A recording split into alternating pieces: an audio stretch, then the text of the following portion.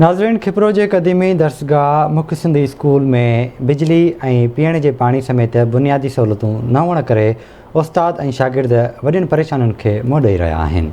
इन हवाले सां रिपोर्ट करे रहियो आहे असद शाह।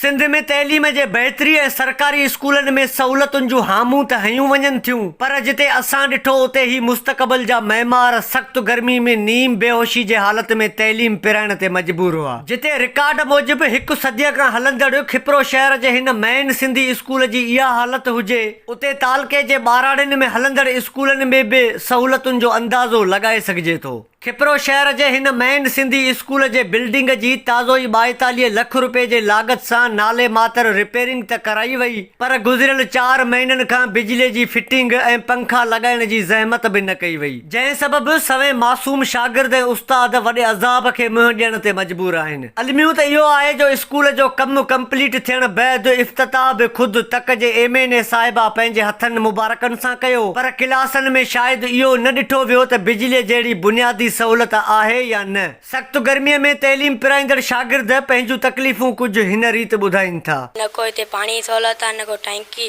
ठहियल आहे, न को हिते पखा लॻल आहिनि, न बोडी न लाइट जी सहूलत आहे। ऐं हिते ॾिसो असीं तइलीम कीअं सिखूं।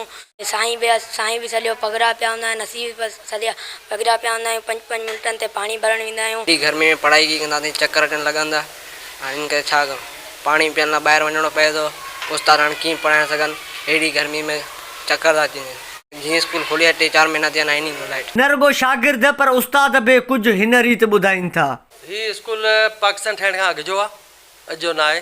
अॼु खां 2 साल अॻु में असांखे चयो त हिन ठारायूं था, ठीकु आहे। हुननि सिर्फ़ु एज़ अ फॉर्मेलिटी तौरु हुन कुझु कमु कयो, हिन छित बि लॻाई नई, पखा अॼु ॾींहुं ताईं कोन्हे, लाइट अॼु ॾींहुं ताईं कोन्हे। असांजा जेके मासूम ॿार आहिनि उहो अॼु बि हिन घर में नेट उस मंझि वेठा आहिनि ऐं पढ़नि पिया। जंहिंजो बि ठीको आहे, महिरबानी करे अची असांखे लाइट लॻाए ॾे वञे। ऐं हीअ हालत असांजी ॾिसो ॿारनि जी कहिड़ी आहे। 1901 खां ई शुरू आहे स्कूल, असां रिकॉर्ड 1901 खां शुरू आहे ऐं मुंहिंजा GR अञा असां वटि पिया आहिनि। पर हाणे जेके आहिनि ठेकेदार हींअर नवां आया, जेके स्कूल पुराणी बिल्डिंग खे हिननि दुरुस्त कयो, अॻियां कटेरो हिकिड़ो हूंदो उहो ख़तमु करे छॾियनि, जाम चेंजिंग करे छॾी अथनि ऐं वरांडा सफ़ा हेठि करे छॾिया अथनि। ऐं पोएं पासे खां अदावतूं आहिनि, साइडनि खां चइनी पासे खां साम्हूं पासो खुलियल आहे, बाक़ी 3 पासे खां अदावतूं आहिनि, जंहिंजे करे हवा जो गुज़र त आहे ई कोन को। बाक़ी रहिया जा पखा आहिनि, उन्हनि कसर पूरी करे छॾी आहे। ॾाढी तकलीफ़ में आहियूं, हिते ड्यूटी त करणी आहे, पघर में भरिया पिया हूंदा आहियूं।